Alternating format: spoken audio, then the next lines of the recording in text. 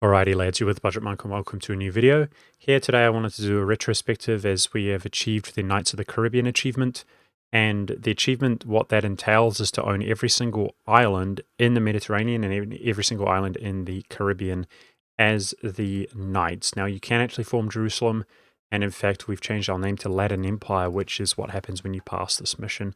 Both the Knights and Jerusalem, as well as all other Crusaders, have this exact mission tree. Now, with that being said, there are two major ways to play the Knights, regardless of achievement or not. And one is obviously to just sort of crusade and expand, easier said than done. I chose to play that route because I'm fairly practiced in it and it's a fun time beating up on the Ottomans and so on, as you can see we've done here. The second route is sort of the traditional kind of memey, gimmicky way to play the Knights, which is actually very effective. But if in terms of achieving a world conquest or something like that, it's much less effective because it is slow. And that style is to have extremely powerful navies and to basically protect the islands. So the Knights obviously have the ability to raid, which gives them an artificial amount of cash stimulus as well as sailors. Very, very useful. Remember, the Knights being a theocratic government type, they have their second reform, which comes very quickly for the mission on the high seas, giving 25% naval force limit.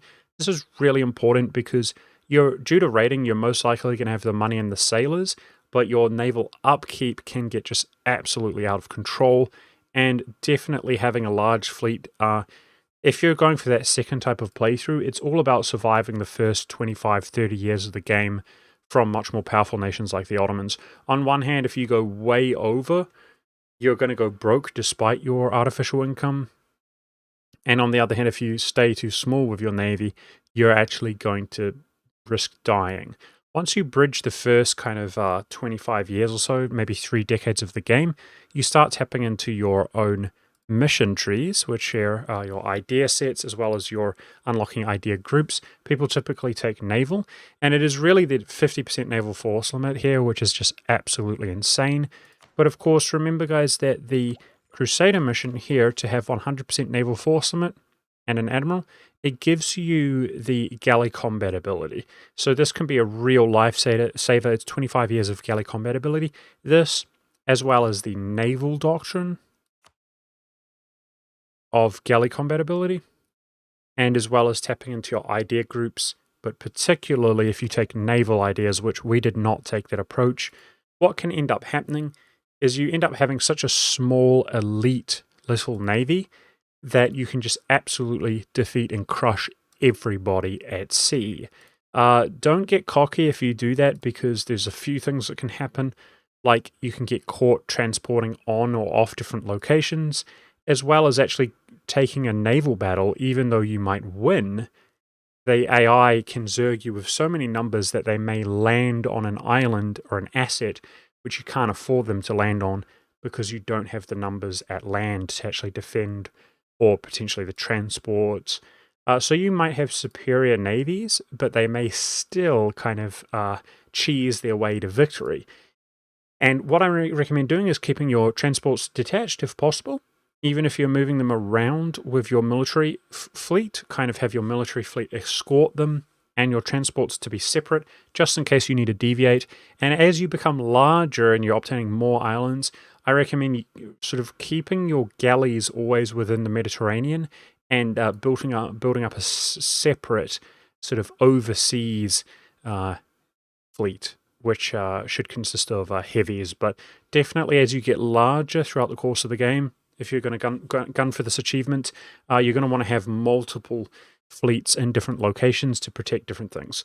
So taking the islands is normally pretty easily obtainable. The age objective for claims off of claims can also be useful to make a war goal somewhere. And typically the way that the game pans out nowadays, guys, is that Aragon and Castile, they can PU Naples, but there's definitely a large period of the early game where they do not own Naples typically, which is just an absolute godsend, because it means as long as you blockade the strait, you can land in Sicily, and you can defeat a much superior Spain or Iberian nation.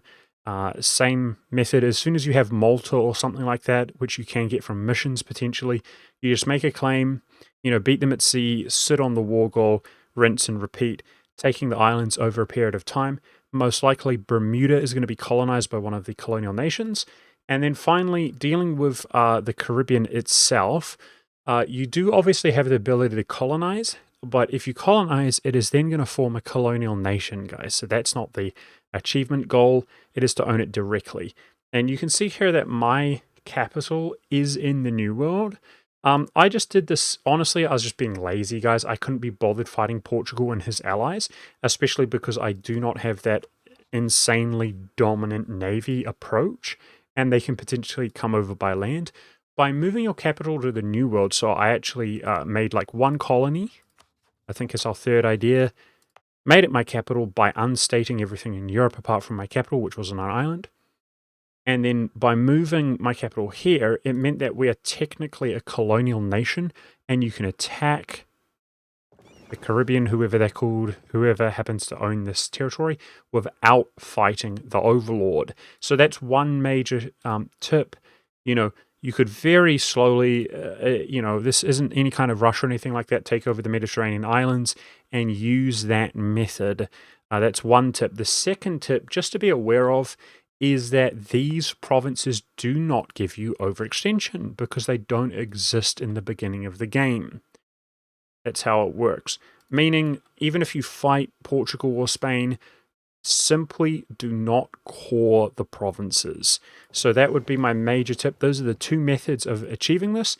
You could get the achievement, and then if you wanted, you could then core 5 of these provinces and release a colonial nation yourself after already acquiring the achievement. So pretty straightforward. I've done tutorials and stuff like that with the knights before, but I'm waiting for the new patch to come out just like everybody else, guys, on the horizon, as it's almost certainly going to change the dynamic around here before I get a little bit more active with some of the traditional content that I'd make on this channel. Either way, I hope that you enjoyed this video. Thank you very much for watching. I hope you learned something, and I'll see you in another one.